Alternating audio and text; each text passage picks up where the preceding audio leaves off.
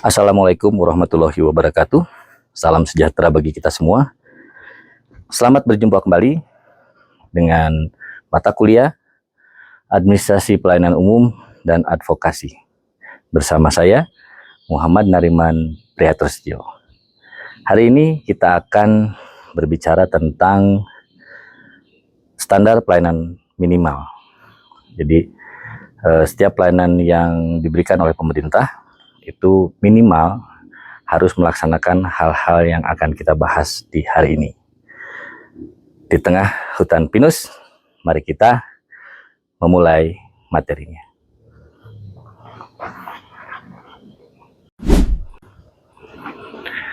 Urusan pemerintahan konkuren dibagi menjadi dua. Yang pertama adalah urusan wajib, yang kedua adalah urusan pilihan. Urusan wajib juga terdiri dari dua. Yang pertama adalah urusan wajib pelayanan dasar, dan yang kedua adalah urusan wajib yang tidak berkaitan dengan pelayanan dasar. Nah, dari kedua urusan ini, urusan wajib dan pilihan yang mempunyai standar pelayanan minimal, itu ada di urusan wajib yang berkaitan dengan pelayanan dasar. Apa saja pelayanan dasar ini? Yang pertama adalah pendidikan, yang kedua kesehatan, kemudian pekerjaan umum, kemudian sosial, urusan sosial, yang kelima urusan perumahan rakyat dan kawasan pemukiman, dan yang terakhir adalah ketertiban umum dan perlindungan masyarakat. Ini semua ada standar pelayanan minimalnya. Sementara untuk urusan pilihan itu hanya berlaku untuk daerah-daerah tertentu saja, karena tidak semua daerah memiliki karakteristik yang sama.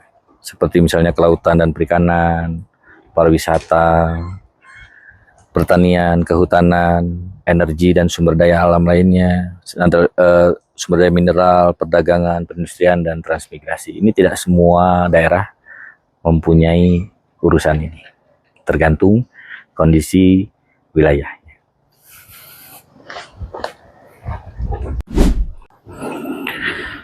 Prinsip Peraturan Pemerintah Nomor 2 Tahun 2018 tentang Standar Pelayanan Minimal itu berbicara tentang kesesuaian kewenangan, kemudian ketersediaan, keterjangkauan, kesinambungan, keterukuran, dan ketepatan sasaran.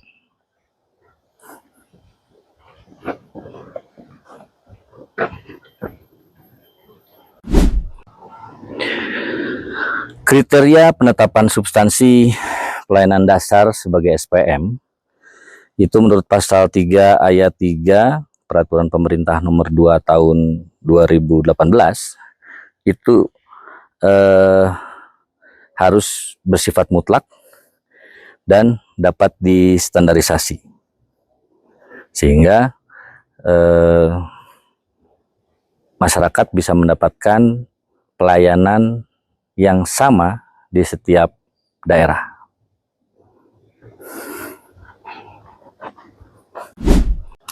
Dalam pelaksanaan standar pelayanan minimal, dibutuhkan adanya penetapan standar teknis yang ketentuannya diatur lebih lanjut melalui peraturan menteri yang menyelenggarakan urusan pemerintahan wajib yang terkait dengan pelayanan dasar dengan berkoordinasi dengan Kementerian Dalam Negeri. Karena yang akan melaksanakan ini pada umumnya di daerah, dan di daerah itu induknya tentunya Kementerian Dalam Negeri, sehingga perlu adanya koordinasi di antara kementerian teknis ini dan juga dengan kementerian atau lembaga non-kementerian atau non-pemerintah lainnya yang terkait, sehingga pelaksanaan penetapan standar teknisnya bisa sesuai dengan pelayanan dasar yang dibutuhkan oleh masyarakat.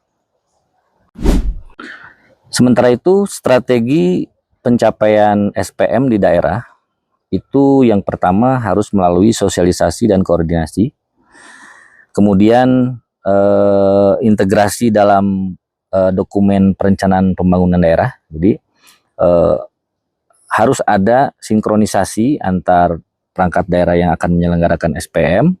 Kemudian dari hasil koordinasi ini disinkronisasi dan dimasukkan ke dalam dokumen perencanaan pembangunan, ya, sehingga ini bisa menjadi pegangan yang bisa dipegang oleh semua pelaksana pelayanan umum, ya. Kemudian dari sana nanti akan bisa muncul bimbingan teknis, ya, terkait dengan bagaimana pelaksanaan pelayanan publik tersebut, yang nantinya akan dimonitor melalui monitoring dan evaluasi. Sehingga dari evaluasi ini nanti akan memunculkan sebuah perbaikan-perbaikan yang perlu untuk dilakukan untuk meningkatkan pelayanan publik. Jadi artinya ketika standar pelayanan ini kan ditetapkan sekarang, mungkin untuk kondisi sekarang. Sementara ketika nanti dengan perkembangan zaman, mungkin standar ini bisa saja berubah, bisa meningkat, dan bisa juga menurun. Adapun manfaat standar pelayanan minimal ini adalah sebagai jaminan pelayanan publik dari pemerintah daerah kepada masyarakatnya. Kemudian bisa menentukan jumlah anggaran yang dibutuhkan untuk penyediaan pelayanan publik, ya. Kemudian dapat menentukan juga berapa biaya yang dibutuhkan untuk pemberian satu pelayanan kepada masyarakat. Yang selanjutnya, dia akan memperjelas tugas pokok pemerintah daerah, sehingga kepala daerah yang notabene biasanya berdasar dari masyarakat, ya, artinya dipilih langsung bukan dari birokrat, itu akan lebih memahami tugas pokok pemerintah daerah itu sebenarnya apa, sehingga dia akan mempunyai pegangan. Dari sana pemerintah akan bisa dinilai, ya, kinerjanya. Jadi kinerja kepala daerah yang dipilih tadi itu bisa dinilai secara lebih mudah karena standarnya sudah ada, targetnya nanti bisa ditentukan, dan ini nanti dilaporkan berdasarkan survei juga, ya. Dan juga selain berdasarkan survei juga setiap tahun pemerintah daerah harus melaporkan melalui Kementerian Dalam Negeri dalam bentuk LPPD, Laporan Penyelenggaraan Pemerintahan Daerah. Itu dilakukan setiap tahun. Kemudian kinerja yang sudah ditetapkan juga nanti dilaporkan ke Kementerian PAN dan RB melalui LAKIP, LKIP, Laporan Kinerja Pemerintah, Institusi Pemerintahan. Penerapan standar pelayanan minimal menurut Pasal 11 Peraturan Pemerintah Nomor 2 Tahun 2018 tentang pelaksanaan SPM, pemerintah daerah itu menerapkan SPM untuk pemenuhan jenis pelayanan dasar dan mutu pelayanan dasar yang berhak diperoleh oleh setiap warga negara secara minimal. Artinya bukan berarti pemerintah ini hanya minimalis dalam memberikan pelayanan, tapi minimal pelayanan inilah yang bisa disampaikan oleh masyarakat. Sehingga standar pelayanan minimal ini menjadi satu hal yang sangat penting untuk meningkatkan pelayanan dasar apa sih sebenarnya yang minimal harus didapat oleh setiap warga negara. Penerapan SPM ini dilakukan dengan tahapan pengumpulan data yang pertama, kemudian yang kedua penghitungan kebutuhannya. Jadi kebutuhan untuk pelayanan dasar itu seperti apa saja, berapa saja. Kemudian penyusunan rencana pemenuhan dasarnya seperti apa. Jadi direncanakan dulu seperti apa. Yang keempat, baru kita akan melaksanakan pemenuhan pelayanan dasar. Penerapan SPM ini diprioritaskan bagi warga negara yang berhak memperoleh pelayanan dasar secara minimal sesuai dengan jenis pelayanan dasar dan mutu pelayanan dasarnya.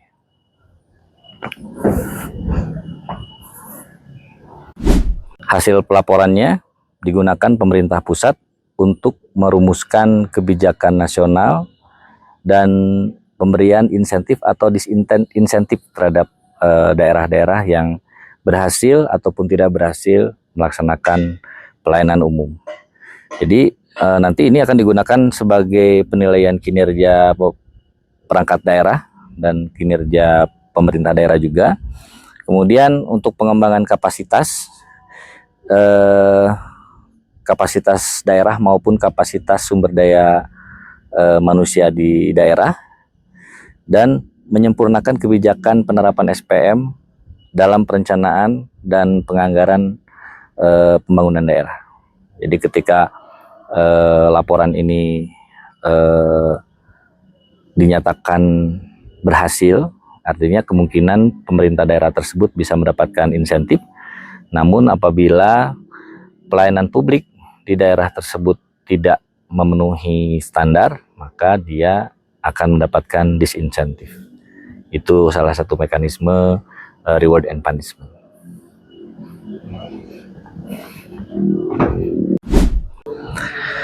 Pembiayaan penerapan standar pelayanan minimal di daerah dibebankan kepada APBD provinsi, APBD kabupaten kota, maupun sumber-sumber lain yang sah.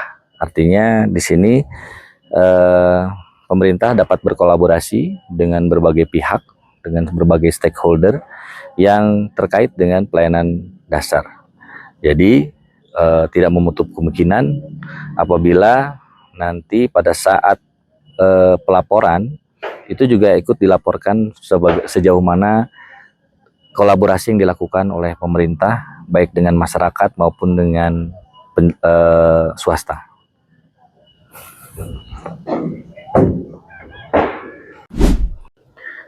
Seperti sudah disampaikan sebelumnya bahwa bidang urusan SPM itu ada 6, yaitu pendidikan, kesehatan, pekerjaan umum, sosial, perumahan rakyat dan kawasan pemukiman, dan ketertiban umum dan perlindungan masyarakat. Mari kita bahas satu persatu. Jenis pelayanan dasar pada SPM pendidikan di daerah provinsi itu terdiri atas pendidikan menengah dan pendidikan khusus.